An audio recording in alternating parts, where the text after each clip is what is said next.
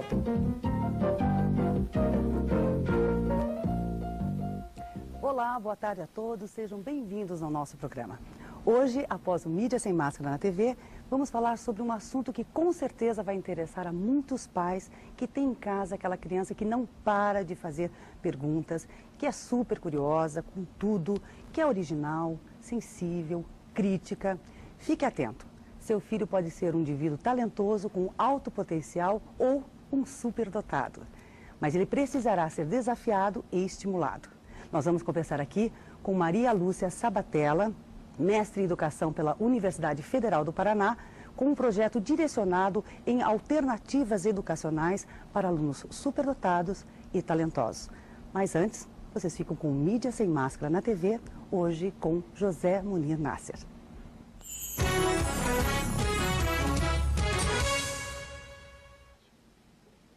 Muito bem, então. Boa tarde a todos. Como vocês sabem, eu sou só o economista que dá opiniões e informações econômicas no programa, mas tendo em vista o fato de que o filósofo Olavo de Carvalho hoje fez uma viagem longa para onde ficará muito tempo, nos Estados Unidos. Então hoje estamos nós aqui, a Marisa e eu, nos ocupando aqui da totalidade do tempo do programa. E usaremos o nosso tempo, então, para aproveitarmos para responder questões antigas e para retomar assuntos que foram impossibilitados por falta de tempo em outros programas. A equipe do Mídia Sem Máscara enviará no tempo certo uma pessoa que irá substituir o professor Olavo de Carvalho como âncora desse programa. Além disso, o Olavo de Carvalho, apesar de estar nos Estados Unidos, mandará contribuições e comentários via satélite, via gravação, enfim, por todos os meios disponíveis. Muito bem. Então, antes de começar a conversa de hoje, eu só queria lembrá-los que achar que neoliberalismo é liberalismo, é uma forma de liberalismo, é a mesma coisa que achar que o mico-leão dourado é uma forma de leão. Portanto, a opinião que você ouve aqui, sob o ponto de vista econômico, é uma opinião liberal no sentido estrito da palavra, no sentido legítimo da palavra e não no sentido distorcido do mundo contemporâneo, sobretudo da imprensa contemporânea. Pois não, Marisa? Pois nós temos uma pergunta que, na verdade, foi feita já na semana passada, do professor Antônio da Boa Vista, Munir, que ele pede para você explicar em que momento histórico se dá a mudança de conceito entre o socialismo e o neoliberalismo. Ele pede também para passar referências bibliográficas sobre o assunto. E para você comentar a frase, não concordo com nada que você disse, mas morrerei defendendo o seu direito de dizê-lo. Muito bem, então vamos lá, pedaço por pedaço. O que eu queria dizer a você, Antônio, é o seguinte: o neoliberalismo é apenas a forma mais moderna de viabilização dos projetos socialistas, porque se você compreende que quando o socialismo ou o comunismo, enfim, os projetos de natureza coletivista começam a aparecer no mundo, e eles começam a aparecer no século XIX. Marx é um autor do século XIX, a Comuna de Paris é de 1848. Então, no século XIX, começam a aparecer na Europa, sobretudo na Europa, manifestações do socialismo como ideologia.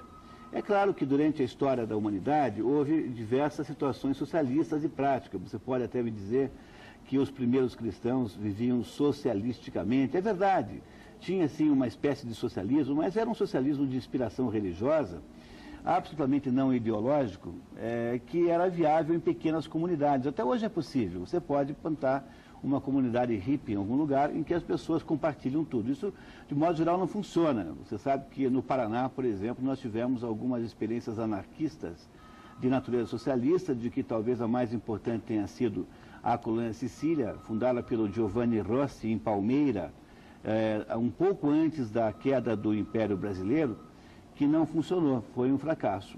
Gerou uma porção de desdobramentos, é verdade, mas ela não funcionou. É difícil fazer isso funcionar na prática. Agora, é só no século XIX que começam a aparecer os teóricos do socialismo. E como ninguém sabia muito bem como fazer isso, então havia muitas abordagens diferentes que estavam em conflito. Havia um grupo que achava que tinha que ser feito via o sistema de cooperativas, então aí está, nesse grupo mais importante, um sujeito chamado Fourier. esse Fourier foi o inspirador dessas experiências anarquistas do Paraná, por exemplo, tanto a do Giovanni Rossi quanto a de Cândido de Abreu, em que o Dr. Fevre, esse doutor que tem uma ruim homenagem a ele, fez ali uma experiência, fez ali um falanstério, que era o nome que se dava para aquele grupo de socialistas. Então havia um grupo de gente que achava que tinha que ser feito via cooperativismo. Havia outro grupo que achava que se faria via revolução pura e simples, em que o povo toma pelas armas o poder e o povo então estatiza todos os meios de produção. E havia um grupo de gente que achava que se fazia pela cultura e não pelos meios de produção. Durante o século XIX começa então uma espécie de luta entre essas diversas fórmulas, e essas diversas fórmulas então desembocam principalmente na experiência soviética em 1917, que é uma fórmula ligada à ideia da estatização dos meios de produção. É mais ou menos assim. As pessoas não gostam da General Motors, porque acham que ela tem algum defeito, que ela os persegue, e aí as pessoas inventam a General Everything, que é um negócio em que o governo é dono de tudo. Esse jeito de fazer era um jeito polêmico, não havia unanimidade entre os socialistas sobre esse jeito de fazer, de modo que quando ele é posto na prática na Rússia, depois muito mais tarde na China, por exemplo, em alguns países da Europa depois da Segunda Guerra Mundial, ele é contestado por um grupo de socialistas basicamente ingleses que achavam que, não só os ingleses, mas como também o Antônio Gramsci na Itália, que achavam o seguinte, que o pior caminho possível para o socialismo é você tentar ser dono de fábrica, porque o governo não sabe cuidar de uma fábrica tão bem quanto cuida um capitalista. O governo é uma entidade muito diferente de um empresário. Então essa gente achava que o certo era você não ficar tentando estatizar as fábricas, mas é deixar os empresários fazerem a maior quantidade possível de esforço. E aí, quando eles conseguem sucesso com esse esforço, você expropria o sucesso deles via sistema tributário. A esse grupo de socialistas dizia-se que eram socialistas fabianos. E a palavra fabiano vem dada em homenagem a um general romano, Fábio Cunctátor, que foi o sujeito que teve por incumbência e sucesso a tarefa de parar, obstaculizar o avanço de Aníbal Cartaginês, cujo objetivo era derrotar, destruir Roma. Pois o que aconteceu então no mundo ocidental foi mais ou menos o seguinte: entre 1917 e 1989, quando houve a queda do Muro de Berlim, você tem uma experiência concreta de um socialismo baseado no domínio estatal dos meios de produção, quer dizer, o governo sendo o dono de tudo. Enquanto isso acontece, outros indivíduos, por exemplo, o Gramsci achava que tudo era besteira, que você vira socialista quando você domina o pensamento, a mentalidade dominante, ou seja, o Gramsci achava que o melhor jeito de ser socialista era você transformar as universidades, os jornalistas, os jornais, enfim, os grupos formadores de opinião em socialistas. E os fabianos achavam que tinha que deixar os empresários ganharem dinheiro. E aí, então, quando eles tivessem ganho dinheiro, você pegava o dinheiro deles e os assava como porquinhos são assados no Natal. Essas pessoas, tanto os fabianos quanto os gramscianos, acabaram vencendo. Porque com a derrota da experiência soviética, veja, a experiência soviética foi tão mal sucedida que a Rússia, que hoje é o que restou, tem um PIB do tamanho da Argentina. O que é uma coisa ridícula para um país que ainda é a segunda maior potência militar do mundo. Então a União Soviética fracassou porque os burocratas não sabem fazer sapato, eles não sabem cuidar de telefone, eles não sabem produzir comida bem feita no restaurante. Ou seja, a União Soviética não sabe produzir bens de consumo, que afinal de contas é o objetivo final de toda a economia. Por que tem que ter uma economia? Para as pessoas terem uma vida melhor. Eu nunca mais esqueço que quando o Álvaro Dias era governador, eu fui cicerone aqui de um economista russo, que era chefe da Academia de Economia Soviética, ou seja, uma pessoa de extrema importância na hierarquia. E ele esteve aqui no Paraná visitando uma série de instituições e eu acabei sendo tradutor, intérprete, andei com ele aqui uns 2, 3 dias. E eu não esqueço nunca mais que houve uma reunião na Secretaria, então, de Planejamento do Governo do Estado, em que estavam todos os ideólogos, todos os intelectuais do governo do Álvaro Dias, e esse russo disse assim, olha, eu vim aqui aprender como é que vocês fazem, porque nós na União Soviética, passados aí 60 anos da Revolução, não sabemos fazer nem pasta de dente. E esta confissão desse russo gerou um absoluto um desastre naquelas pessoas, porque enquanto ele vinha aqui admitir que o método centralizado de produção não gerava sucesso, os burocratas brasileiros, os ideólogos brasileiros que perseguiam justamente isso, acharam-se, obviamente, contrariados. Foi um dos momentos mais interessantes sociologicamente que eu presenciei na minha vida. Então, como o método soviético fracassou, e o método chinês também, veja, hoje a China é um sucesso econômico, porque ela convidou as maiores empresas do mundo capitalista para se associarem com eles. Quer dizer, a China faz esse milagre econômico que faz hoje graças ao capitalista internacional, e não graças ao planejamento do Politburo chinês. É outra maneira de fazer. E aí, então, aos pouquinhos foi ficando claro que quem tinha razão, na verdade, eram esses socialistas fabianos e gramscianos. Então, o que aconteceu? Aí, na metade desse século, do século passado, né, do século XX, começou a reciclagem da proposta socialista. Em vez de ser uma proposta de o governo ficar dono da fábrica de prego, coisa que ele não sabe fazer, então o governo começou a dar certo na atividade econômica da qual ele tem monopólio, porque quando não há monopólio, obviamente o governo não funciona. Então o que foi feito no mundo ocidental foi mudar a concepção do plano socialista de uma concepção baseada no domínio pelo Estado dos meios de produção para justamente aquilo que os socialistas fabianos pregavam. Deixa os empresários ganharem dinheiro, que eles sabem ganhar dinheiro melhor do que você, e aí então você vai lá e estabelece não só todo tipo de limitação, todo tipo de policiamento, todo tipo de circunstância limitadora, como você também pega todo o dinheiro deles para você por meio de uma taxa de imposto de renda, uma alíquota de imposto de renda e de outros impostos e taxas e contribuições extremamente alta. Ou seja, o que aconteceu foi uma reciclagem do socialismo, e isso que a gente chama de neoliberalismo, portanto, não tem nada a ver com o liberalismo clássico de Ludwig von Mises, por exemplo, com o liberalismo da escola austríaca, que vem do século XIX, que é de todas as escolas econômicas aquela que tem em si o maior mérito, porque é aquela que dá ao assunto, é aquela que tem a maior taxa de sucesso concreto. Ou seja, nenhuma outra escola econômica consegue tanto sucesso prático quanto a aplicação das ideias liberais à economia, no sentido que a escola austríaca entende por liberalismo. Também é preciso que a gente nunca esqueça que aquilo que a gente aplica como ideias liberais à economia não pode ser transposto a outros assuntos da sociedade. Por exemplo, eu sou um economista liberal, mas eu não concordo com a liberação das drogas. Então, eu não acho que possa haver uma aplicação de conceitos liberais econômicos para qualquer coisa que não seja a economia em si própria. Em assuntos de natureza moral, em assuntos de natureza política, deve vigorar um outro tipo de abordagem.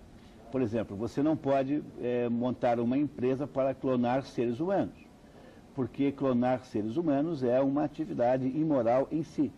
Então, é preciso respeitar essa circunstância de que nem tudo pode ser alvo de abordagens liberais, embora existam economistas liberais que até propaguem esta ideia de que tudo devia ser liberado, incluindo no tudo o tráfico de drogas. Sobretudo, a escola de Chicago, em torno do economista Milton Friedman, é um defensor dessa ideia que me parece ser discutível. Veio acontecendo, para responder a sua pergunta, essa reciclagem do socialismo moderno veio acontecendo ao longo do século XX, com mais intensidade a partir da década de 70. Então, você lembrará perfeitamente que a onda de privatizações começa no governo inglês da Margaret Thatcher, na década de 70, que não é uma comunista, não é socialista, mas ela serviu como, de certo modo, ingenuamente, já que a Inglaterra estava indo muito mal, havia perdido a sua posição econômica para a Itália, logo para a Itália, que os ingleses acreditam que é uma espécie de circo e que não é um país sério, que é uma esculhambação, e os ingleses perderam o lugar para a Itália. E aí tiveram que fazer alguma coisa, porque a Inglaterra virou uma espécie de república socialista, sindicalista, e que ninguém mais ia trabalhar porque sempre havia um pretexto para exigir alguma coisa do patrão ou para justificar a ausência. A Margaret Thatcher faz as privatizações que depois tornam-se uma onda que varre todo o planeta. Houve uma redução da estatização, mas essa redução de estatização não significa que os governantes socialistas tenham se convertido a um capitalismo. Significa apenas que eles perceberam o quanto é inútil o governo se meter a fabricar coisas, quando na verdade é muito mais fácil para o governo estabelecer uma taxa de uma taxação, um tributo extremamente alto e usufruir sem nenhum esforço do esforço alheio, que é justamente como eles têm feito. Não há, portanto, uma data exata, mas isso se acirra a partir da década de 70 e torna-se o padrão hoje. Então, vocês não devem nunca achar estranho que o Lula pareça neoliberal. Ele não parece, ele de fato é. Agora, o fato de que ele é neoliberal não significa que ele seja capitalista. Muito pelo contrário, ele continua sendo tão socialista como sempre foi. Só que agora os socialistas vestem esta pele de cordeiro para parecer que não são os lobos que são. E o pior é que nós acreditamos nele. Tanto é que votamos nele e eles estão no poder. E é preciso, então, que eu te conte isso. Essa é a história que vale a pena contar a respeito disso. Com relação ao seu segundo comentário, se é que eu entendo bem, é óbvio que é preciso que exista no Brasil possibilidades de ter um debate que não seja um debate enviesado por uma tendência a que as pessoas levem as coisas para o lado pessoal. Eu não me importo em nada quando alguém discorda de mim. Não é nenhum problema em nenhum momento, contanto que essa discordância tenha uma base numa argumentação com a qual eu possa lidar, porque se é uma discordância meramente de natureza emocional, então a gente sai do mundo do debate e entra nesse mundo de vastas, incertas e perigosas emoções. Eu acho que não é o caso do nosso programa aqui. Sem dúvida. E o Márcio de São Paulo, Munir, ele fala o seguinte: se os políticos ganham para fazerem a campanha, queria que alguém me explicasse o resultado lógico entre custo e benefício. Pois, o resultado lógico é a tal da democracia. Quer dizer, como nós somos novatos na democracia, como a democracia é nova aqui no Brasil, então todas as vezes que alguém aponta defeitos aberrantes do sistema democrático, todos os outros respondem e alegam que esses defeitos aí são justificados pela existência da democracia. Só que nós no Brasil não entendemos uma coisa importante, é que os processos democráticos não precisam se reduzir necessariamente ao voto direto. Então, se você criasse outros processos representativos, por exemplo, se você tivesse no Brasil uma formatação política em que o Brasil fosse redistribuído politicamente em 1000 comarcas, digamos assim. Então nós temos aí alguma coisa como 180 milhões de habitantes, divide-se 180 milhões de habitantes por 1000 comarcas. Hoje você tem uma distribuição também nos municípios, mas perceba, você tem o maior município do Brasil, é o município de São Paulo, que deve ter hoje alguma coisa como 10 milhões de habitantes, mais ou menos a população do Paraná inteiro. E você tem municípios minúsculos, olha, eu não sei nos outros lugares, mas aqui no Paraná, por exemplo, há um município chamado Jardim Olinda, que fica às margens do rio Paranapanema, que tem alguma coisa como 1.600 pessoas, que é a população de um prédio popular na periferia de qualquer cidade grande do Brasil. Então, hoje há uma distribuição, é verdade, mas precisaria haver uma distribuição diferente para que houvesse mais representatividade de fato. Se cada 1000 comarcas dessas elegesse diretamente um representante, que reunidos então com outros 999, elegessem então o presidente da República, você teria ainda uma dose extraordinária de democracia, sem que, no entanto, tivéssemos que pagar o preço da eleição direta, que não só é caríssima, como ela é uma atividade sob suspeita permanente, e pior do que isso, né?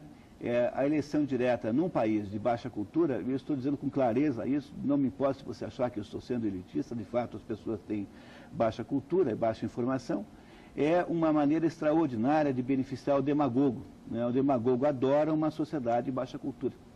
Então eu imagino que a nossa paixão e a nossa fascinação pela nossa democracia é que esteja impedindo que nós possamos considerar outras fórmulas tão democráticas quanto essa, com uma relação custo-benefício melhor. E essa E, basicamente, esta nova modalidade teria de ser alguma coisa que iria na direção disso que se chama de voto distrital, ou então, como quiserem chamar, como eu acabei de mencionar, para uma fórmula em que o Brasil fosse, na verdade, um colegiado de 1000 comarcas eleitorais e o voto direto seria nestas 1000 comarcas e não mais daí para cima.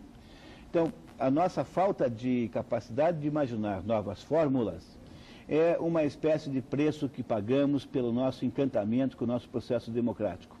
Na verdade, existem muitas outras fórmulas melhores do que essa em relação ao custo-benefício e que poderiam aumentar a dignidade do processo eleitoral e, sobretudo, a qualidade dos escolhidos. Então está aí. Agora, o Edson de Colombo, ele pergunta, Munir, por que o senhor bate tanto no comunismo, já que o nazismo está tão presente na sociedade?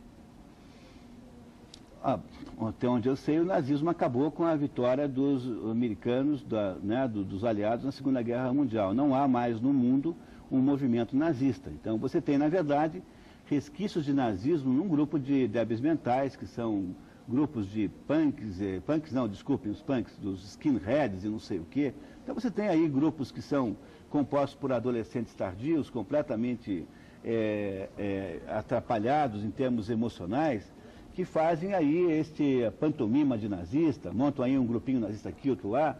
Tudo isso é completamente insignificante. O que pode acontecer, eventualmente, haver uma agressão aqui ou acolá, mas isso é absolutamente menos do que você imaginar, por exemplo, que enquanto o Brasil fica irritado, passa o dia inteiro indignado com essa sequência de denúncias de corrupção que a Polícia Federal arruma toda semana, ou seja, toda semana o governo federal apresenta e entrega aos brasileiros um circo em que a Polícia Federal faz alguma operação mirabolante com um nome cinematográfico para que a gente tenha a impressão de que a corrupção está diminuindo. Enquanto se faz isso e os brasileiros então ficam felicíssimos com isso, porque o nosso sentido de vingança pessoal fica atendido, enquanto fazemos isso, vamos construindo aí o maior totalitarismo comunista que já se viu, completamente invisível. Para vocês terem uma ideia, estão preparando uma medida provisória que deve ser emitida na semana que vem, que até mesmo para cortar o gramado da sua casa, você vai ter que pedir licença para o IBAMA. Você acha que isso é nazismo? Isso é mais puro comunismo que você possa imaginar. Enquanto o nazismo é apenas um exercício de pessoas malucas, ou seja, é um exercício sem importância, exercitado por doidos em geral, malucos, desequilibrados, o comunismo é a realidade que está atrás de você e você não percebe. Ou seja, o comunismo é o padrão hoje de avanço do projeto de Estado. Está em todas as coisas. Ele só não chama assim, porque os comunistas aprenderam que era mau negócio chamar comunismo de comunismo. Então chamam de outra coisa qualquer, neoliberalismo, sociedade mais justa, redução das injustiças, usam qualquer eufemismo para fazer a mesma coisa. E enquanto isso se preocupa com, por favor, nazismo é uma bobagem, é um assunto de teratologia sexual, é um negócio para psiquiatra analisar, envolve uma meia dúzia de malucos gatos pingados, enquanto o comunismo é uma atividade permanente, completamente invisível e para a qual não existe nem mesmo consciência do fato, que é o que você está revelando com a sua pergunta, por exemplo. E o Santim de Santa Felicidade, Munir, ele pergunta o seguinte: a dívida interna brasileira de R$1 trilhão atuais, tem quais alternativas para ser paga pelo governo e se eles têm interesse em pagá-lo ou não? Acho que a dívida é externa, né? É a dívida toda. Na verdade, não está em bem 1 trilhão, está um pouco menos, alguma coisa com 900 bilhões, o que não é grande vantagem, né? Admito, né? A nossa dívida interna é muito difícil de resolver e piora cada vez. Se vocês leram os jornais da semana, vocês verão aqui que as manchetes da semana foram dominadas, as manchetes econômicas, pelo fato de que o Copom, Conselho de Política Monetária, aumentou novamente a taxa Selic, que é a taxa que o Banco Central paga para os seus aplicadores, né, para aqueles que compram os seus títulos, em 25%, 0,25%, e agora está em quase 20%, está em 19,75%. Toda vez que você aumenta o Selic, a sua dívida interna aumenta, não na mesma proporção, porque nem toda a dívida está indexada no Selic. Então, uma parte da dívida aumenta porque você aumentou a Selic. Esse aumento de 0,25 implica numa quantidade estúpida de dinheiro, uma quantidade gigantesca, que aí, em seguida, o governo, desavergonhadamente, vai tirar do nosso bolso. Ele vai dizer para você que tem que fazer isso, vai criar uma espécie de perseguição típica de um Doberman contra os contribuintes, contra todo mundo que pode ser extorquido para pagar essa dívida aqui, que foi aumentada por uma decisão tomada por meia dúzia de pessoas, que é a diretoria do Banco Central, que se reuniram 2 dias em Brasília e tomaram uma decisão aparentemente técnica, assim, não, olha aqui, vamos aumentar então 0,25, todo mundo concorda? Vamos, então escreve qualquer coisa na ata aí, para a gente dizer por que é que nós aumentamos.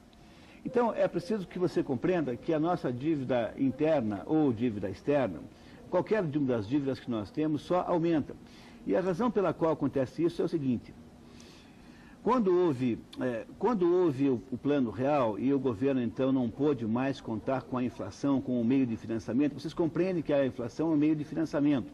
É assim, o governo emite dinheiro, o governo contrai dívidas. Por exemplo, tem que pagar um empreiteiro.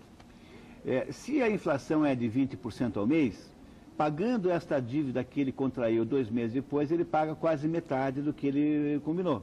Ou seja, o preço que o governo, de fato, paga por aquele serviço, quase metade. O nome disso é imposto inflacionário.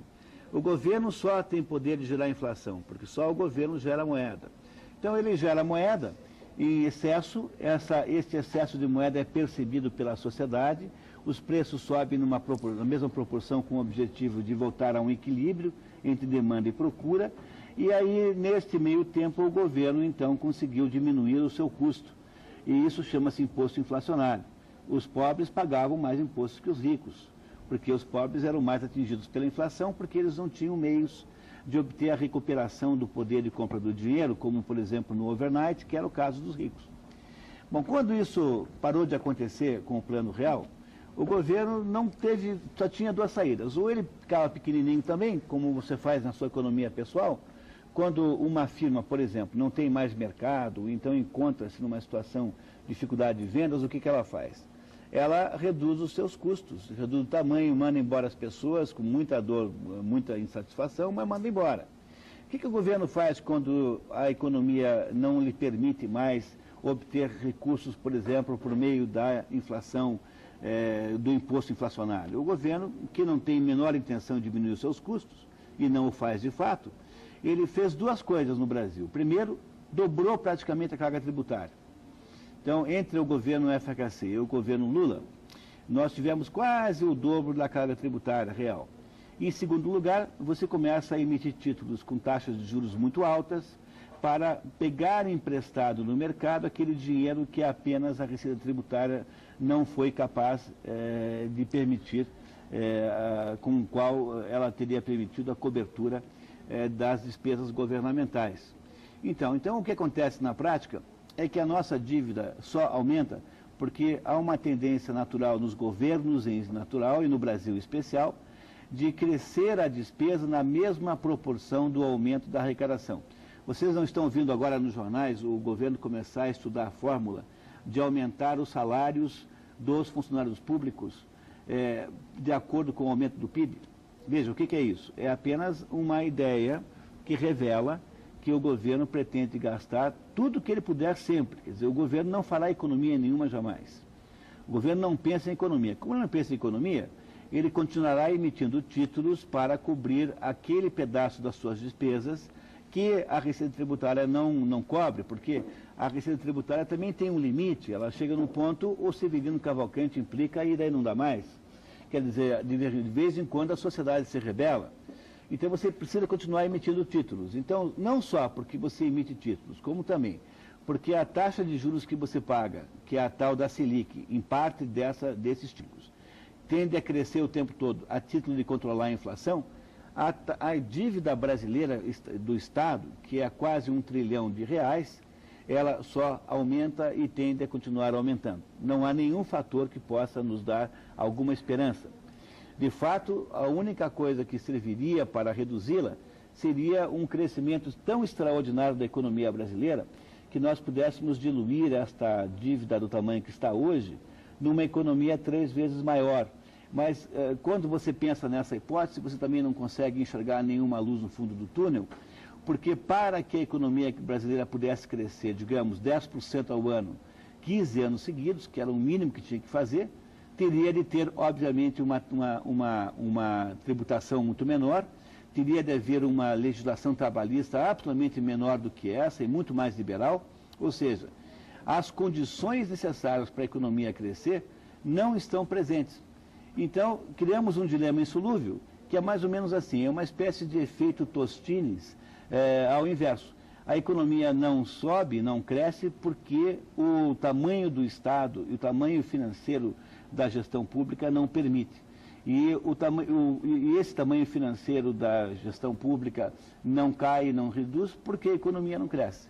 Ou seja, é um dilema absolutamente insolúvel, que não parece ter aí nenhuma possibilidade de solução. É por isso que eu tenho dito a vocês aqui no programa que a tendência da economia brasileira é ficar flutuando em ciclos de alta conjuntura, aquele do qual nós estamos saindo agora, estamos reduzindo, e ciclos de baixa conjuntura, naquele efeito da roda gigante que nunca sai do lugar, embora as pessoas que estejam sentadas numa cadeirinha daquelas tenham a sensação de que elas sobem e descem, que elas se movimentam.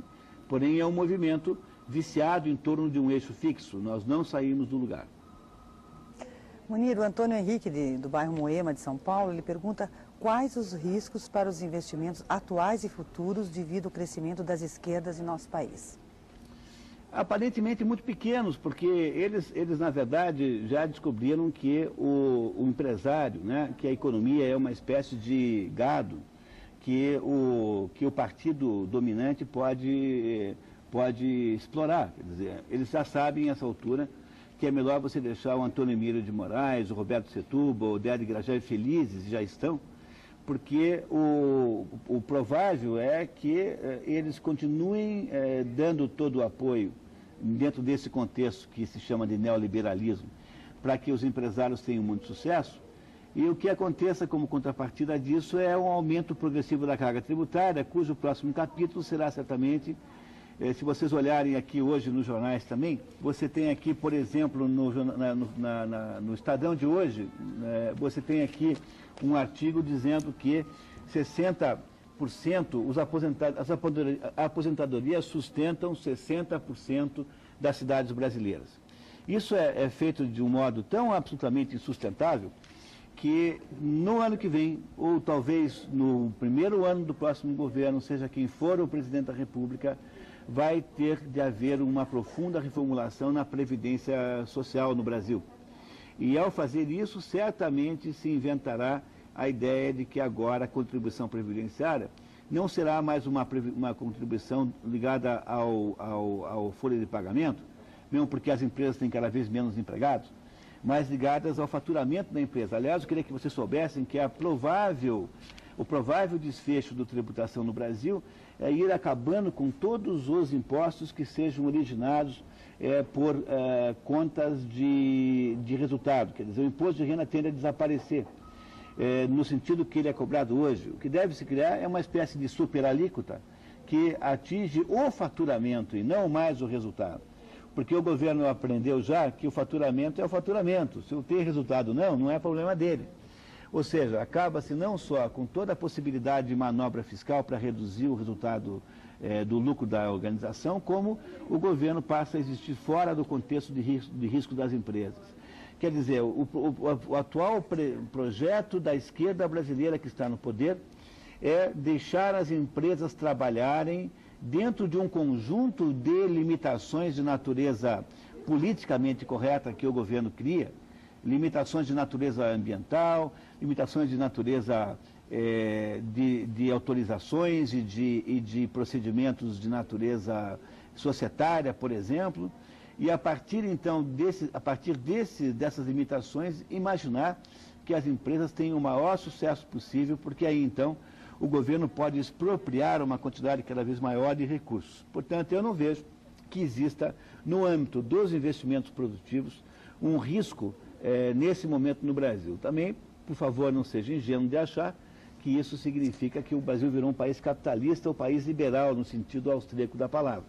Na verdade, só significa que os empresários são cada vez mais compreendidos como uma espécie de instrumento de ação, instrumento de trabalho. Como eles só pensam em ganhar dinheiro, não há nenhum mal nisso, faz parte da mentalidade do empresário ganhar dinheiro e é absolutamente necessário que alguém ganhe dinheiro. Quer dizer, não é possível conceber uma sociedade sem uma casta que ganhe dinheiro, que seja produtora, organizadora da produção, não há nenhum mal em ganhar dinheiro, mas quando a sua vida só gira em torno, então você, além de ser um sujeito rico, torna-se um sujeito que cria um risco muito grande de não estar compreendendo de fato qual é o seu papel no processo, ou seja, a sua ingenuidade que é uma ingenuidade baseada na cobiça, né? Pode ser um instrumento extraordinário de ação para um governo totalitário. A mesma coisa não se pode dizer dos investimentos financeiros ligados à aplicação em títulos públicos. É muito provável, não sei dizer para você quando, mas é muito provável que, a continuar como as coisas vão, o Brasil tenha em algum momento renegociar a dívida pública.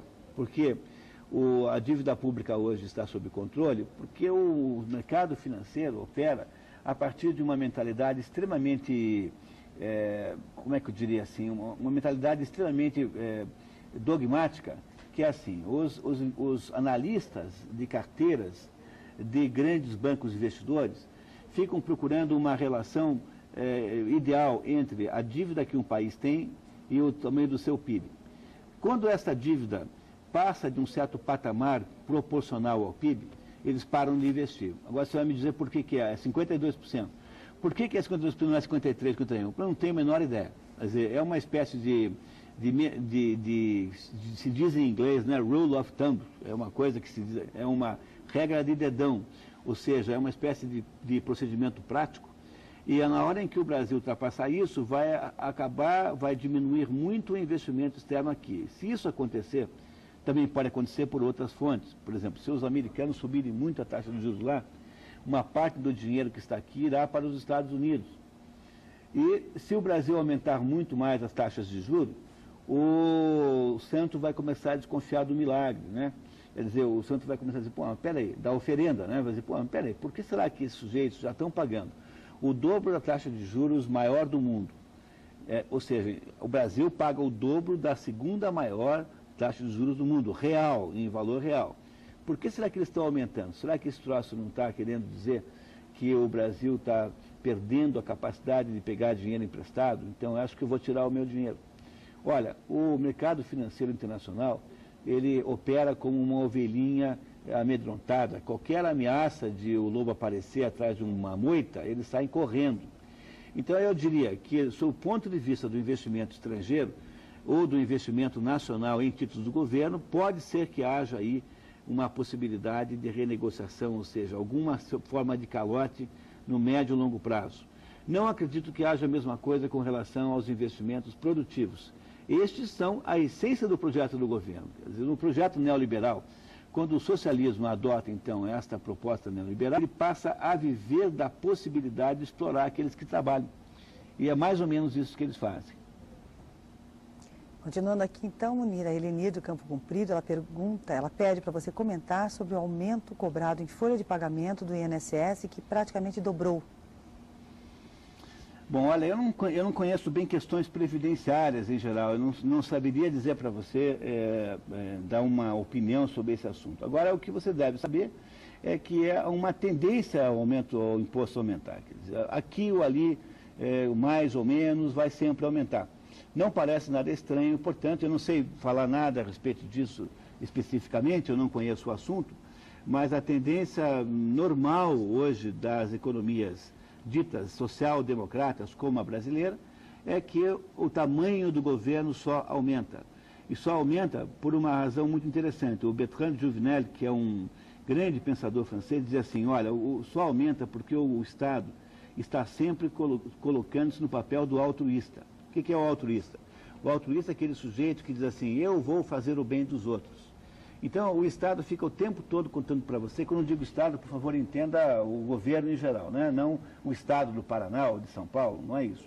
Quer dizer, o Estado conta para você o tempo todo que o mundo tem coisas horríveis e que há muita desgraça nesse mundo. Não foi a primeira grande campanha publicitária do atual governo, o tal do Fome Zero? O Lula é eleito, no dia seguinte eu estava falando disso. Por quê?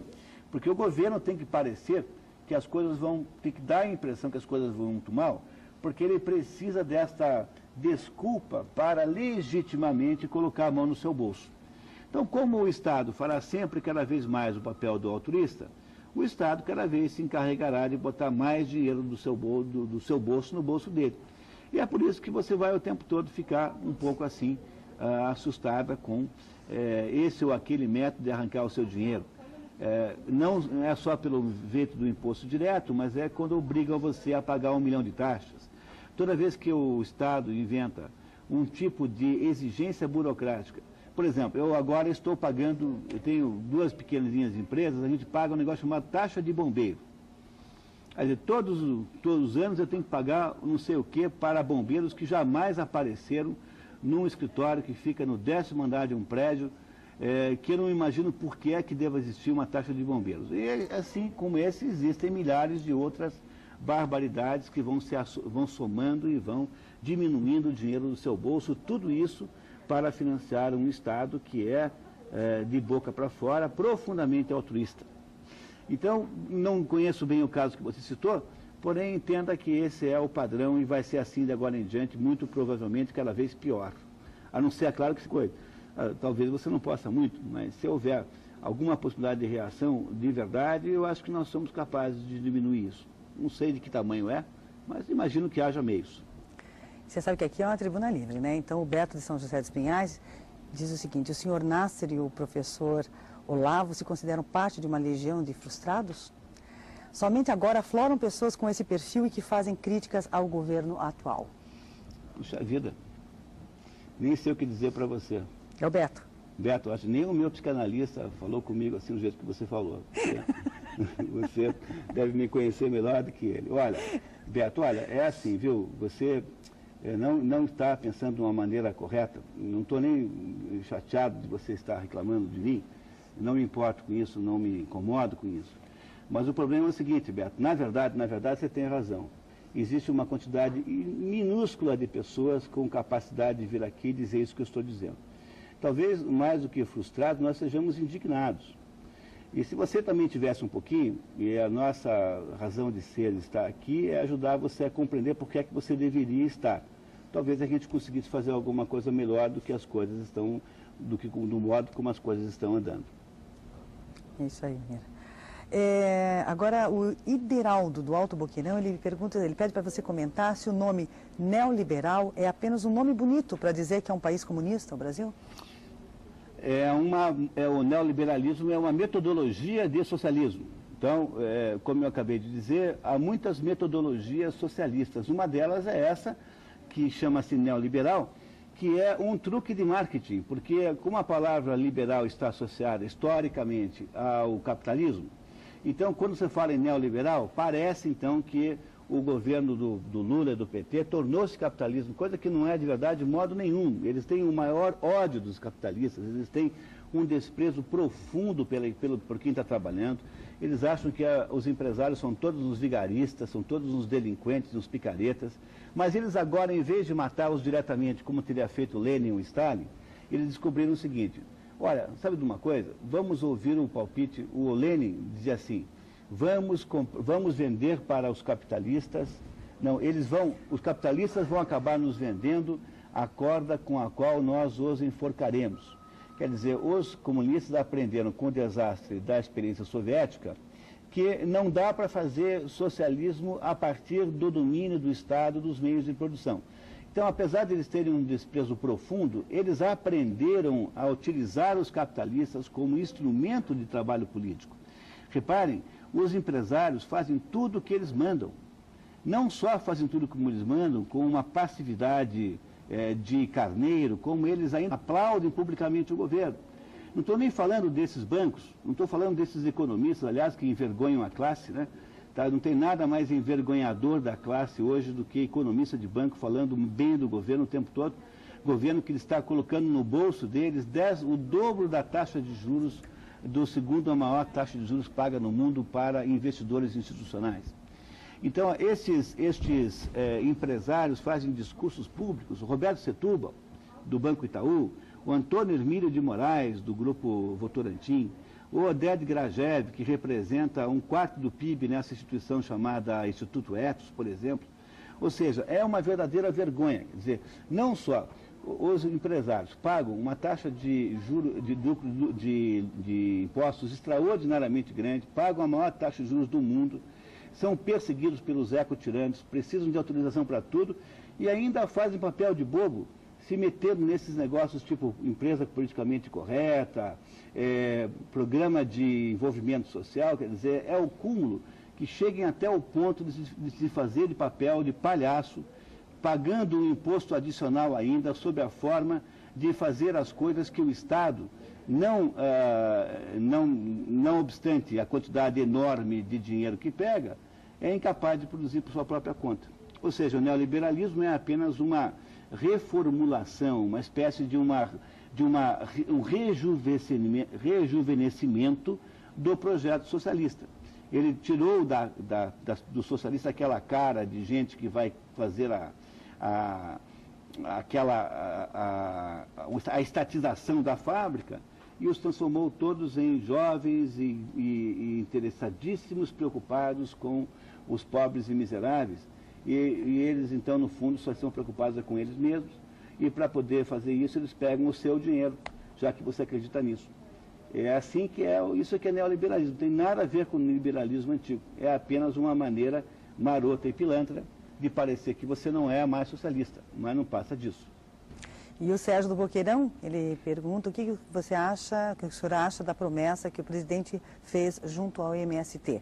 O senhor acha que o Lula irá cumprir esta e todas as outras promessas? Será que o Lula ainda acha que está em campanha política? Eu achava isso, eu não acho mais, não. Eu antigamente achava que o Lula era uma pessoa meio ingênua e que, deslumbrado com o poder, ele continuaria assim, agindo como um candidato romanticamente envolvido com uma causa permanente, que é o que caracteriza fundamentalmente uma campanha política, né? Hoje eu penso que o Lula é menos ingênuo do que parece e é um sujeito que tem uma capacidade de orquestrar escondido uma agenda secreta muito maior do que parece, tá? Agora, o caso do MST é preciso ter muito cuidado, porque o MST recebeu aquilo que se chama de carta de corso. Caso vocês não lembrem, há uma diferença técnica entre um pirata e um corsário. O pirata é um sujeito um pirata é uma espécie de ONG. O sujeito pega um barco, pega um grupo de malfeitores e sai pelos 7 mares a abordar navios cargueiros, mercantes e roubar-lhes a carga. Bom, tem um determinado tipo de pirata que recebe de um certo governo uma coisa chamada carta de corso. E ao receber a carta de corso, ele torna-se um corsário. O que é um corsário? Se o pirata é uma ONG, o corsário é um pirata estatal, ou seja, um pirata a serviço de um governo. Então, a Inglaterra, um belo dia, não dava conta do Francis Drake, que era um pirata, chamou o Francis Drake e falou assim: olha, você vai virar Sir Francis Drake, vai receber um título de nobreza e agora você recebe essa carta de corso para você ir lá roubar os navios dos franceses. E aí o Sir Francis Drake, em vez de ser pirata, tornou-se corsário.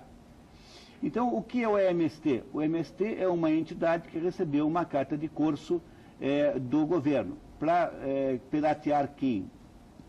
Os donos das empresas, das fazendas.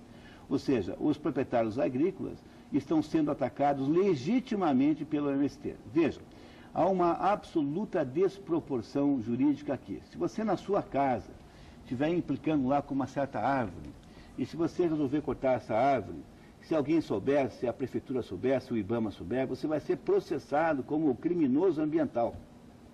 No entanto, o MST invade uma fazenda, corta todos os pinheiros, mata todas as vacas que conseguir, depreda tudo que tiver ali organizado, por exemplo, os utensílios domésticos das casas dos proprietários, e ninguém acha isso estranho. E o governador do estado, como também é o presidente da República, não mandam a polícia, não mandam a carga pesada da polícia para resolver isso. Por quê? Porque, de fato, eles têm uma carta de corso, eles receberam uma autorização estatal para produzir essa pirataria legalizada. Então, o que dizer, portanto, de uma organização de piratas que é autorizada pelo governo federal. Ora, se o governo federal não gosta dela, é porque talvez ela às vezes tenha uma dificuldade de atuar num estilo que pareça politicamente melhor naquele momento. Não se trata de o problema do governo federal com o MST não é um problema de natureza moral, nem de um problema conceitual, é simplesmente um problema de discordância de estilos. Talvez o governo federal não esteja gostando que num determinado mês lá, e logo naquele mês e não em outro, haja uma somatória lá de distúrbios no campo. No entanto, há uma absoluta identidade e sintonia entre o atual governo e o movimento chamado MST, que não é um movimento que deseja terra nenhuma. Na verdade, o MST não quer terra nenhuma, o Stedley não quer terra nenhuma. O que eles querem, na verdade, chama-se poder político, ou seja, eles querem estabelecer uma possibilidade de influenciar a nação por meio da força. Tanto é que, se você fizer a geografia dos assentamentos, os assentamentos que o MST tem são todos perto de entroncamentos rodoviários, ou seja, são todos eles estrategicamente posicionados para que o MST possa exercer na força uma intervenção política, se for o caso. Repare, existe um livro chamado O Karma da Terra no Brasil, escrito pelo Chico Graziano. Chico Graziano é uma pessoa acima de qualquer suspeita, porque ele foi presidente do INCRA no governo FHC, tem uma formação de esquerda, foi um parlamentar do PSDB de nítido viés de esquerda, e é um sujeito que você lê o que ele diz, certamente você percebe que ele é uma pessoa de esquerda. E o Chico Graziano escreveu um livro dizendo algumas coisas sobre o MST, que, portanto, vindo da fonte que vieram, são muito importantes. Dizer assim, que de 60 até agora, o Brasil gastou com assentamentos sem terra de todos os tipos, fora ou dentro do movimento do MST, alguma coisa em dinheiro atualizado de 20 bilhões de reais. Esse foi o investimento que foi feito. Esse investimento, quando analisado em relação ao seu produto, ou seja, ao seu resultado, em termos de produção agrícola, é perto de zero. Quer dizer, o que é, afinal de contas, o movimento do Sem Terra no Brasil desde que se fala em reforma agrária na década de 60? O tio do Chico Graziano, chamado José Gomes da Silva, foi o mentor do primeiro projeto de reforma agrária depois do governo militar, em 67, 68, mais ou menos, e fez-se uma enorme quantidade de coisas. No entanto, do que é que trata o MST? Trata de assuntos fundiários? Não, o MST trata exclusivamente de assuntos políticos. Portanto, ele funciona como uma espécie de braço armado do atual governo, até mesmo que existe, até mesmo para provar que o atual governo não é agressivo. Então, você precisa ter uma entidade armada, uma entidade agressiva, produzindo todo tipo de barbaridade, obviamente com autorização, não só com autorização do governo, mas com a bênção da Igreja Progressista, para que o governo possa ter uma aparência de neutralidade e de bom senso e de ponderação. Então, as promessas que o MST recebe do Lula são todas promessas que têm que ser analisadas no fundo, por um quadro de referências maior do que você está fazendo. Quer dizer, eles têm lá uma agenda que é absolutamente idêntica, é a mesma, e eles têm, então, divergências ocasionais para não dar muito na vista e não parecer que o MST, na verdade, é uma espécie de ministério armado do atual governo, o que de fato é, com a contribuição de muitos governadores do Estado, do seu Jaime Lerner e do seu Roberto Requião. Ambos se recusaram a botar ordem no campo do Paraná. Não é só o Requião, o Jaime Lerner também se recusou. E o Marco Antônio de Almirante Tamandaré, ele diz: a política de se criar mais pobres, ou seja, retirando dinheiro dos que empregam e produzem através dos impostos, para depois criar esse assistencialismo humilhante, não é arriscado a médio prazo para o próprio governo? Mas justamente o contrário, é a única política boa. Para você poder tirar mais dinheiro dos que tem, você tem que aparecer com mais problemas. Porque se todas as pessoas estivessem muito bem, estivessem muito felizes e muito prósperas, como é que você ia justificar o aumento da carga tributária? Então, você precisa gerar o problema para depois aparecer voluntariamente com uma solução. O governo é uma espécie de incendiário que, depois de gerar o problema, aparece voluntariamente como bombeiro, dizendo assim: bom, agora que temos aqui o incêndio, eu preciso de uns cobrezinhos de vocês aí para resolver o problema. É assim que funciona, esse é o truque do negócio. Quer dizer, o governo manda matar o pai e a mãe, depois pede clemência alegando que é órfão. É essa a estratégia que se usa. Então, enquanto você acreditar nos desastres que eles dizem, na terrível quadro, o Chico Graziano diz assim, olha, quando eu fui presidente do INCRA, no governo FHC, a primeira coisa que eu fiz foi mandar fazer o recenseamento dos tais dos latifúndios, porque a justificativa que o MST dava é que havia uma concentração fundiária tão extraordinária que uma pequena parcela de fazendeiros tinha um enorme território. Quando eu fui descobrir onde é que estavam os latifúndios, não encontrei nem metade, porque, na verdade, os latifúndios eram muito menos do que se dizia, e muitos deles já não eram mais latifúndios, haviam sido repartidos. Os que haviam permanecido como latifúndios, na sua maioria, eram produtivos, e aqueles que não eram produtivos eram aqueles que não detinham as condições agronômicas mínimas para uso comercial.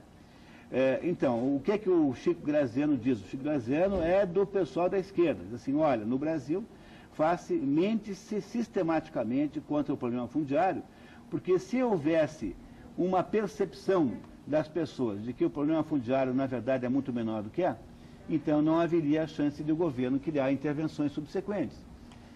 A mesma coisa acontece, se você prestar atenção, no assunto violência. Então, toda vez que aparece um problema no campo, aparece um conjunto de denúncias, quase sempre feitas por padres, de que a violência no campo está horrível e extraordinária, e quando você vai ver, num ano inteiro, no Brasil inteiro, morrem menos pessoas no campo em conflitos entre indivíduos do que morre de assassinatos no final de semana em São Paulo. Quer dizer, é preciso você fazer de conta que no campo é uma verdadeira guerra, o que não é. Na verdade, não só não há guerra nenhuma, como a taxa de mortalidade dos conflitos é baixíssima.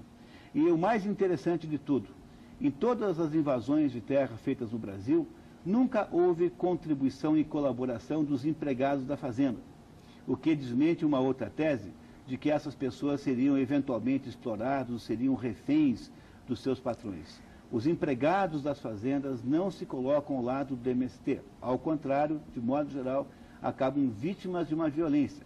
E eu queria muito saber por que é que, quando um sem terra morre, esta morte parece moralmente melhor do que a de um pobre coitado que cuidava da fazenda, que trabalhava lá e que levantava cedo. E essa pessoa, então, passa a não ter importância nenhuma, simplesmente por quê? Porque nós transformamos esse assunto numa espécie de delírio ideológico. Tá? Então, não tem guerra no campo, não tem latifúndios na proporção que existem, e de modo nenhum o MST tem, embora tenha a carta de Corso, que ninguém mais recebeu, né, embora só ele tenha recebido, de modo nenhum o MST é alguma entidade que possa ter alguma superioridade moral com relação a qualquer coisa que seja. Na verdade, eu diria que é facilmente provável que eles têm uma inferioridade moral, porque estão utilizando de métodos absolutamente imorais para conseguir os seus intentos, fossem esses intentos de natureza fundiária, o que de fato não são. Não são. A Beatriz do Batel, senhor Munir, gostaria apenas de elogiá-lo devido à sua capacidade de explicação e sempre com muita clareza. Parabéns. Muito obrigado. E o Carlos da Santa Cândida pergunta, Munir, por que o novo tipo de socialismo não tem promovido a homogeneidade social, se era essa a ideia principal e original do socialismo? Eles estão fazendo de outro modo. A pergunta que você fez é uma pergunta muito boa, porque aí vale a pena a gente entender um pouquinho melhor. Olha só, o que eles estão fazendo é o seguinte: como é que você faz para aumentar o tamanho do Estado? Vamos pensar como se nós fôssemos socialistas querendo implementar aqui o socialismo. Então eu tenho aí uma economia produtiva, gente que trabalha, eu tenho que tirar o dinheiro do bolso deles. Mas eles, obviamente que eles são submissos, porque afinal de contas eu sou o poder, eles não são. Eu posso fazer muito, eu posso editar uma medida provisória no calar no apagar das luzes do ano, como foi feita com essa 323, eu posso fazer aumentos escondidos de impostos, eu posso fazer uma porção de coisas sorrateiras. Mas eu preciso de uma certa legitimidade mesmo assim, quer dizer, eu preciso mostrar alguma razão para a população para fazer isso. Ora, então o que eu tenho que fazer? Qual é a estratégia fundamental que você e eu usaríamos caso estivéssemos no lugar deles?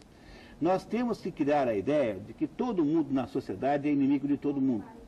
Porque se todo mundo é o mundo, então tem que ter alguém que faça uma espécie de arbitragem dessas inimizades. Essas inimizades têm que ser arbitradas por alguém, e esse alguém é o Estado. Então, como é que eu faço isso? Eu crio, por exemplo, um incentivo absolutamente sem cabimento a todas as reivindicações de minorias. Eu crio a ideia de que os pretos são inimigos dos brancos, ou o contrário. Eu crio a ideia de que os homens e as mulheres são inimigos. Imagine, o planeta Terra tem 7 bilhões de habitantes. Se não fosse. Claro que não tem 14 bilhões de homens e mulheres que geraram 7 bilhões, porque alguns são irmãos, né? Então, deve haver pelo menos um pouco mais do que 7 bilhões de homens e mulheres que já existiram e que produziram esses 7 bilhões de habitantes que tem hoje. Será que a humanidade, que foi capaz de reunir homens e mulheres voluntariamente para produzir 7 bilhões, foi feita? Se esse processo foi feito por um processo de inimizade, de conflito, você acredita nisso de verdade? Você é inimigo da sua mulher? A sua mulher é a sua inimiga? Será possível que a gente imagine que homens e mulheres são de fato inimigos e que é preciso ter uma intermediação do Estado para que eles deixem de ser? Olha, uma vez eu perguntei para uma investigadora de uma delegacia da mulher, perguntei assim, vem cá, o que acontece aí na delegacia da mulher quando uma mulher apanha da vizinha e vai lá reclamar que apanhou da vizinha? O que vocês fazem? Ela falou assim, nada. Eu disse, mas como nada? Não, porque a gente só atende aqui quando o agressor é homem. Então, peraí, então não é delegacia da mulher, é delegacia contra o homem. Assim, não, é justamente isso que é mesmo. Ou seja, então o que acontece quando você precisa criar um superestado com superpoderes? Você precisa inventar briga em cada canto da cidade. Então você tem que inventar a ideia de que o cartola do futebol é inimigo do torcedor. Aí você gera um estatuto do torcedor. Você tem que criar a ideia de que o jovem é inimigo do velho. Então cria o estatuto do idoso. Tem que criar a ideia de que o branco é inimigo do preto, então se cria as leis de proteção e de anti-preconceito racial. Tem que criar a ideia de que os patrões são inimigos dos empregados, daí tem que criar a justiça trabalhista e mais o PROCON e não sei o que o consumidor é inimigo do patrão. Então, como é que é feito isso? É feito de uma maneira que pareça que todos os indivíduos na sociedade estão em embate, estão em distúrbios, estão em inimizade permanente. E como todo mundo então não para de brigar, quem é que aparece para resolver o problema? É o sacrosanto Estado, que aparece então com seus mecanismos repressores, e que para que possam existir precisam ser financiados pelo dinheiro da gente mesmo, e que diz assim, não, eu que sou Estado, eu sei melhor como faz para lidar com a relação homem e com mulher. Então, para você compreender bem o que é que significa esse conjunto extraordinário de legislações ditas de natureza social, são simplesmente uma armadilha que estão pondo no seu trajeto, que é financiada com o seu dinheiro para controlar tudo. Não aceite uma coisa dessas. O Estado não tem que se envolver em assuntos privados. Se tem algum empresário que não atende bem a você, faça a única coisa que você pode fazer, não compre mais. Conte para todo mundo que trata-se de uma empresa vigarista e picareta. Mas não vá correndo pedir licença, ajuda para a polícia. Isso é bobagem. Se uma mulher recebeu uma cantada de um homem, faça como toda mulher fez até hoje. Coloque-se na sua posição de superior, de poder sobre os homens e não dê a mínima. Agora, eu acho inacreditável isso. As mulheres, que uma mulher comum tem um controle absoluto sobre qualquer homem. É claro, pode ter um outro maluco que é incontrolável. As mulheres mandam na relação, estabelecem um enredo. Agora uma mulher levou uma cantada, vai correndo pedir ajuda para a polícia. Vocês já imaginaram que país ridículo que é esse que nós estamos criando? Nós estamos infantilizando todo mundo. Como é que você infantiliza todo mundo? Você cria a ideia maluca de que todo mundo é inimigo de todo mundo, e aí traz o Estado plenipotenciário que agora, em vez de produzir produtos físicos, em vez de andar na economia, fica tentando controlar o que nós falamos, o que nós dizemos, a nossa alma, o nosso espírito, o nosso coração. Vocês acham que isso é pouco totalitarismo? É muito melhor pegar os milicos autoritários, porque esses milicos não querem conquistar a sua mente, não querem produzir o teu enredo. Eles não querem que você veja o filme X ou Y, mas eles não querem que você pense de outro jeito. Essa situação que nós vivemos hoje é de um totalitarismo típico daquilo que Orwell escreveu em 1984.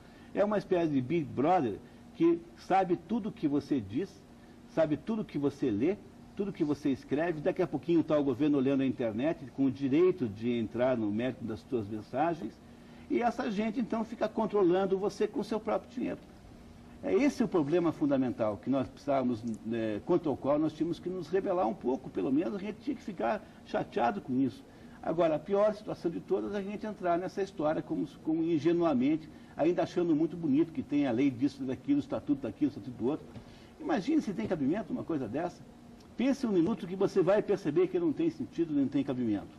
Mas pense, tá? Saia um pouquinho da hipnose coletiva e comece a perguntar assim, será que isso está certo? Faça a mesma coisa que você pode estar fazendo comigo agora, com o conjunto das regras que estão hoje atuando para criar a sociedade do jeito que ela é. E o Luiz do Alto da Glória, Munir, ele primeiro quer parabenizá-lo, pois o senhor é um ótimo comentarista, muito claro. E, por favor, comentar sobre a cartilha lançada no Ministério da Educação. Pois é, o negócio é tão ridículo, né? Assim, que ontem eu fui a um bar e eu pedi um chopp, e aí o garçom perguntou assim, o senhor quer um chopp branco ou o senhor quer um chopp afro-brasileiro? Aí eu fiquei imaginando, aí eu demorei um pouquinho para entender a piada. Quer dizer, veja que coisa ridícula, veja o país ridículo em que nós nos tornamos. Um sujeito cujo apelido é Grafite é chamado de neguinho safado por um argentino. Obviamente um argentino que ele deve ter xingado de uma porção de outras coisas que eu não posso repetir aqui, porque a dona Yolanda não deixa, não é dona Yolanda? Não lembro mais, mas tem uma que não... Temos uma ouvinte aqui não muito gosta. chateada com o padrão de educação dos comentaristas. Então eu, em sua homenagem, não direi o que é. Num jogo de futebol em que a torcida do São Paulo, em peso, 40 mil pessoas no Morumbi, deve ter dito coisas muito desabonadoras dos argentinos em geral, sobretudo das pobres mães dos ditos cujos. Então, imagine você, uma situação como essa, um jogo de futebol, em que todo mundo comporta-se como bárbaro. Aí, no meio desse jogo todo, um sujeito chamado Grafite, que é um apelido que certamente ele não deu para si próprio, e que eu fico imaginando que seja Grafite porque é preto, não vejo qual é a outra relação, e esse sujeito sente-se ofendidíssimo por ter sido chamado de macaco ou neguinho safado, e aí isso gera uma movimentação policial enorme. Todos os repórteres de televisão vão ante as câmeras indignados com a demonstração de horroroso racismo. Será que dá para a gente imaginar um país tão infantil como esse? Eu não consigo imaginar como é que nós poderíamos ser mais ridículos do que nós somos. Quer dizer, o nosso trajeto na direção de uma inviabilidade total das coisas é aceleradíssimo. Nem o Lula conseguiu suportar a tal da cartilha, que proíbe chamar alguém de palhaço, porque isso ofenderia, teoricamente, os palhaços propriamente ditos, e não pode xingar alguém no tanto de barbeiro, porque você pode xingar de filho de alguma coisa, muito desabonadora, mas você não pode xingar de palhaço. Quer dizer, nós só conseguimos piorar o grau de ofensa no trânsito, porque o barbeiro que parecia ser assim, uma espécie de xingamento, assim, com um certo bom humor, agora está proibido, porque os barbeiros propriamente ditos ficariam, então, ofendidíssimos, porque alguém o chamou o outro de barbeiro. Deve ser porque isso significa que o outro talvez esteja exercendo ilegalmente a profissão, ou que não tenha pago lá a taxa do sindicato. Será que pode ser um país tão... É o cúmulo do ridículo, mas é difícil descrever com precisão o quão ridículo é tudo isso. E, no entanto, a quantidade de percepção que se tem desse quadro completamente surrealista é muito baixa. Guaraci, da Vila Mariana, em São Paulo, ele diz o seguinte: estou aprendendo muito hoje com o professor Munir, aula. Obrigada, Guaraci, pela tua participação. E o Vanderlei, de São Paulo, também. Parabéns, o programa deveria ser nacional pelo alto grau de instrução. E ele pergunta o que o Munir acha de todos os exilados receberem aposentadoria. O que fez o senhor Fernando Gabeira para o povo brasileiro para receber aposentadoria? Não são só os exilados, são todos os ditos perseguidos políticos. Tá? Então, os exilados e todos os outros quaisquer. Por exemplo, se alguém perdeu o emprego em algum momento porque pretensamente devido a uma pressão do governo militar para que aquele empregador o demitisse, isso também configura razão para receber uma aposentadoria. Ora, eu acho que o principal defeito que isso tem é que, primeiro, eu não acho anormal no contexto que nós vivemos. Quer dizer, nesse mundo, nessa altura, né? Nesse hospício em que nós estamos nos tornando o Brasil, tá? É completamente normal que isso aconteça. No hospício espera-se tudo, inclusive isso. Agora, o que ele revela fundamentalmente de perverso é que ninguém não está pensando, ninguém jamais pensou, em também fazer a mesma coisa com os que estavam do outro lado.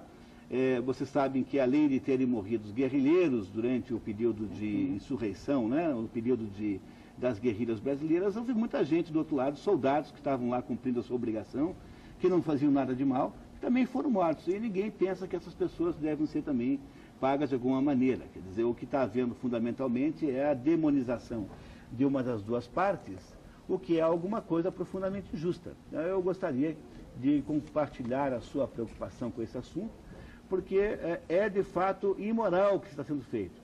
Agora, o fato de que isso é imoral não parece nada estranho no contexto que nós vivemos hoje.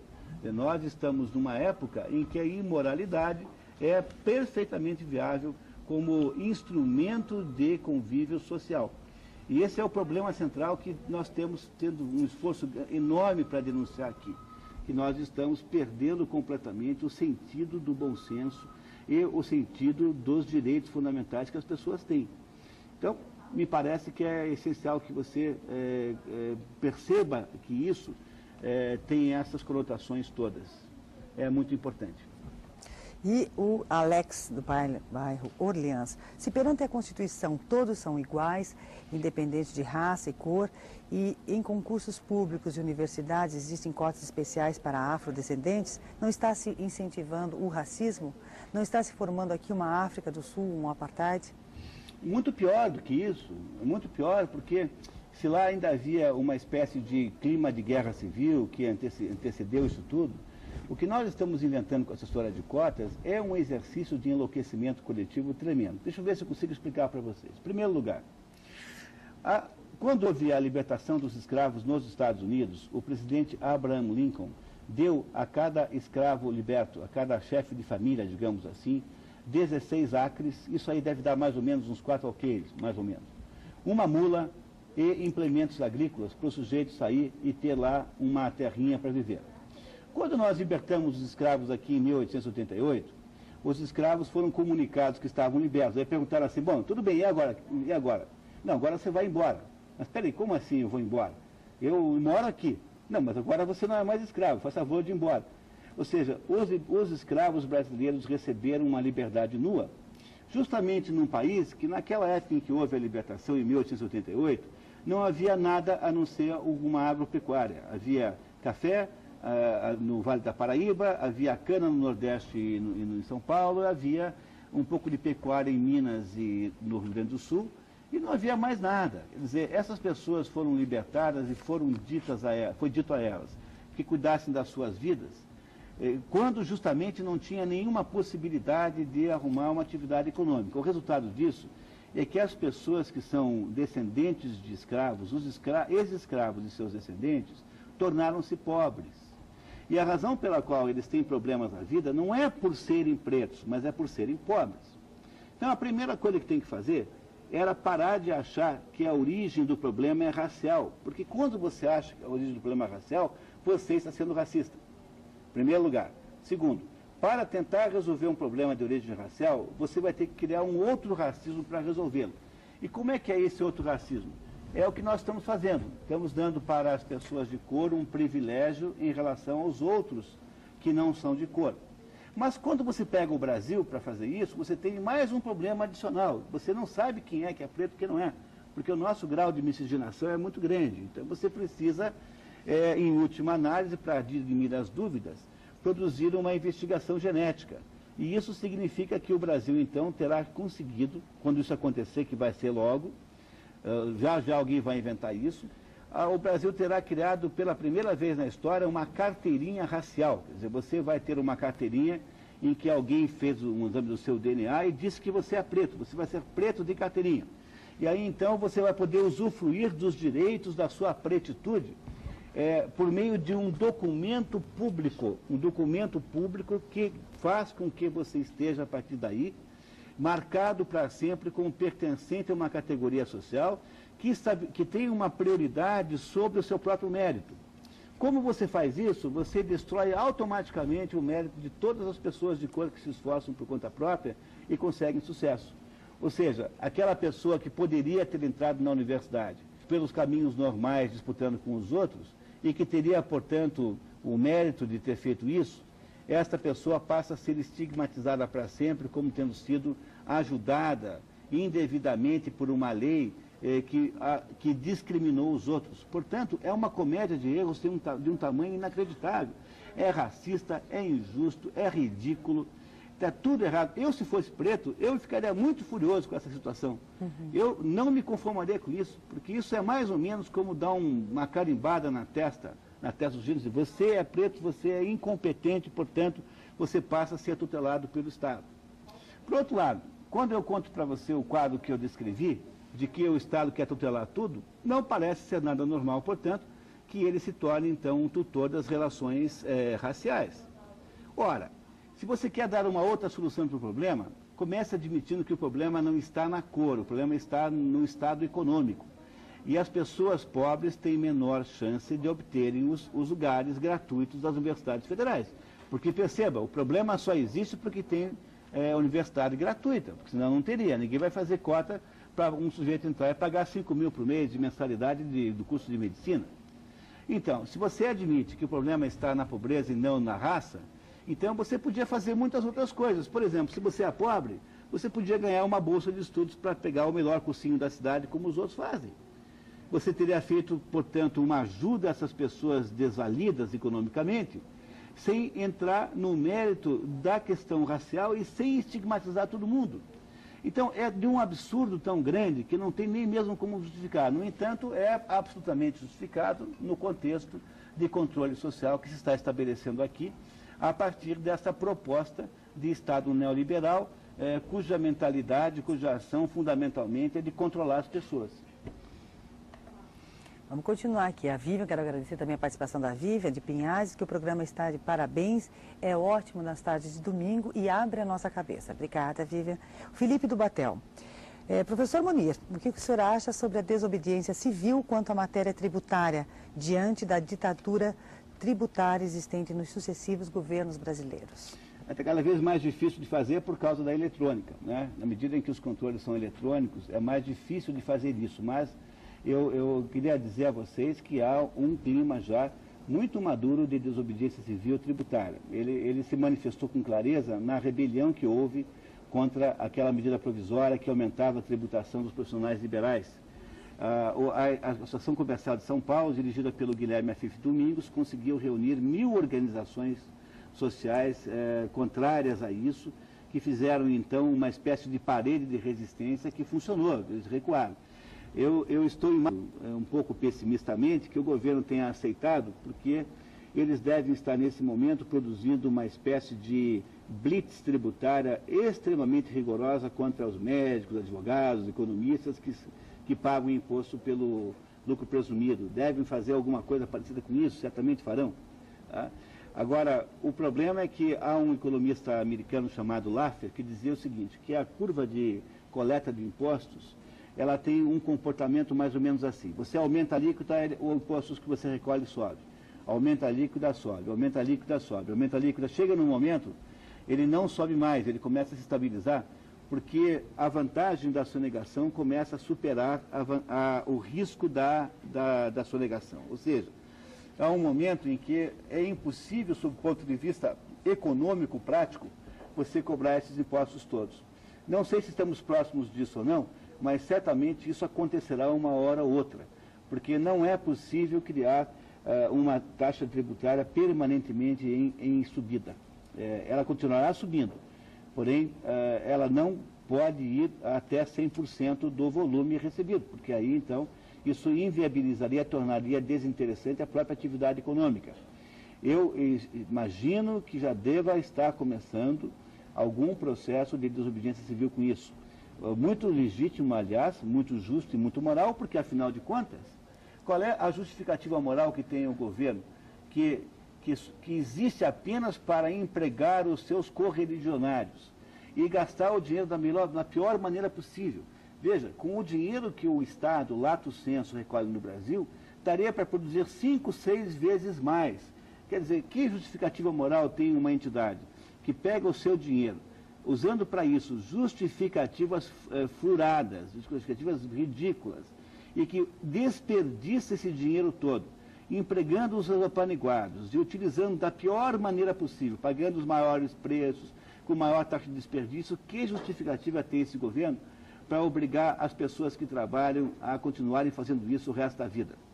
Chega num momento em que, eu até sonho que isso aconteça, que pudesse aparecer no Brasil alguma força política cuja mentalidade fundamental fosse uma mentalidade basicamente de liberalismo, liberalismo, que pudesse congregar até acho bom que o governo faça isso, porque é preciso que os brasileiros tomem um porre de tirania tributária para talvez escolher melhor nas próximas vezes. Uhum. Se é que vamos ter opção, é claro que é preciso que isso exista. Já aviso que eu não sou candidato, tá? Caso haja alguma dúvida. E a Carmen do Campo Comprido, sou fã do programa, parabéns. Será que estamos copiando os Estados Unidos em relação a enviarmos nossas demandas para o Estado? Os Estados Unidos não fazem isso, né? Os Estados Unidos, se você quiser entender os Estados Unidos, leia um livro chamado A Democracia na América. É um livro escrito por um francês chamado Alexis de Tocqueville. Você sabe que a independência americana foi feita em 1776 e a Revolução Francesa apenas em 1789, quer dizer, a independência americana é anterior à Revolução Francesa. E o Alexis de Tocqueville foi para os Estados Unidos ver o que estava acontecendo lá, quer dizer, era um país que estava dando certo e tinha um jeito completamente diferente de governar, de existir, né? Um jeito de existir. Aí o Alexis de Tocqueville escreveu esse livro, e nesse livro ele diz assim, olha, que coisa interessante lá nos Estados Unidos, eu descobri o seguinte, claro que naquela época os Estados Unidos eram mais a Nova Inglaterra, né, do que o que é hoje. Assim, olha, lá nos Estados Unidos os americanos se associam por qualquer razão, ou para coisas fúteis como jogar cartas, ou então para discutir os destinos da comunidade. Eles são fundamentalmente associativistas. E o que é engraçadíssimo lá é que todos os americanos acham que o governo está lá para roubar. E como o governo está lá para roubar, então eles deixam o governo para lá e tomam conta da própria vida e fazem as coisas acontecerem. Então veja, se tem alguma coisa que caracteriza os Estados Unidos, justamente é a recusa de estabelecer o governo como mediador de todos os problemas de todas as nações. Os americanos têm uma independência extraordinária perante o governo. O governo lá é muito menos importante do que aqui. Você não percebe isso porque a gente não mora lá, né? Mas lá o governo tem muito menor importância do que tem aqui. Quer dizer, o grau de existência, ou seja, o grau de manifestação concreta, real do governo na vida das pessoas é muito menor do que aqui. Faça o teste, compre um jornal americano como o Wall Street Journal e compre o Estado de São Paulo, a Folha de São Paulo, a Gazeta do Povo. E compare a quantidade de notícias que tem nos jornais americanos em relação aos brasileiros que envolvem o governo diretamente. É muito menor lá do que aqui. Aqui o governo é muito mais o assunto. Lá eles não fazem isso. Justamente nós devíamos copiar os americanos, sim, deixando de mandar tudo para o governo e cuidando da nossa vida. Mas, ministro, será que ela não quer dizer assim que lá nos Estados Unidos qualquer coisa ele já entra com processo? Será que não é isso? Se essa a sua, eu acho que é isso, né? As pessoas, ela dá uma topada, então, ela processa o cara que fabricou a mesa. Essa é a parte ruim dos Estados Unidos. Uhum. Quer dizer, a ideia de que o sistema judiciário serve para, como instrumento de enriquecimento ilícito. Quer dizer, isso que tem lá nos Estados Unidos é justamente a parte errada do país. E isso uma hora ou outra vai acabar, porque não é possível. Chegaram a um paroxismo extraordinário disso. Mas percebam que o fenômeno de você usar o sistema judiciário como instrumento de enriquecimento ilícito é o que vai acontecer aqui no Brasil também de agora em diante, na medida que todas as relações estão, de certo modo, conflitualizadas. Na hora em que tudo for conflito, todo mundo vai ter que resolver os problemas entrando na justiça. Mas é justamente isso que o Estado quer, que o governo quer que ele seja o mediador de todas as coisas. Quer ver um exemplo? Quando fizeram o último Código Civil, houve uma mudança no conceito de pátrio poder. O pátrio poder no antigo Código Civil pertencia ao pai. Bom, como isso é uma coisa muito injusta, porque homens e mulheres são iguais, resolveram passar o pátrio poder para o pai e para a mãe. Ora, o que você faz quando você faz isso a pretexto de justiça social? Quando o pai e a mãe têm o mesmo pátrio poder sobre os filhos, o que acontece quando o pai e a mãe se desentendem sobre algum assunto, como, por exemplo, qual é o colégio que o menino vai estudar, onde o menino vai estudar? Ora, quando o pai e a mãe se desentendem sobre qualquer assunto, tendo ambos a mesma quantidade de pátrio poder, você é obrigado a recorrer a um juiz para tomar a decisão. Ou seja, quando você tira da Código Civil o pátrio poder de um dos dois cônjuges, porque também podiam ter passado para a mulher, seria muito melhor dizer que o pátrio poder agora é mátrio poder e a mulher que exerce para compensar os anos que foi o pai, não tem menor importância, teria sido muito melhor. Agora, quando se diz que é dos dois, você está dizendo que é o governo que ficou com o pátrio poder. Foi estatizado o pátrio poder no Brasil e nós não compreendemos isso, porque a gente hipnoticamente fica totalmente feliz e completamente abobalhado com essa conversinha de justiça, igualdade.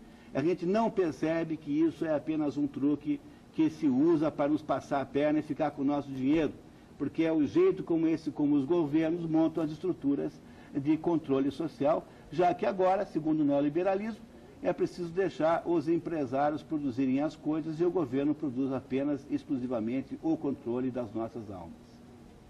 E a Rose, do Planalto Paulista, também de São Paulo, ela pergunta o seguinte, Munir, nós corremos o risco a médio prazo, como aconteceu com a Revolução Russa bolchevista em 1917, será que já está na hora de fazer as malas e irmos embora do nosso país?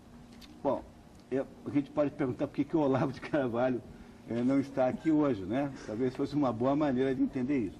Eu acho que o Brasil vai ficando cada vez um país um pouco asfixiante, né? Vai nos retirando o ar. Quer dizer, o Brasil vai ser um país que, crescentemente, a nossa existência vai ter que ser totalmente planejada para que nós possamos escapar de todos os eventuais crimes horríveis que nós faríamos, de chamar as pessoas por nomes que o governo acha que são errados, relacionarmos com as coisas do modo como o governo acha que seja errado. Eu penso que nós viveremos cada vez mais um clima de tirania.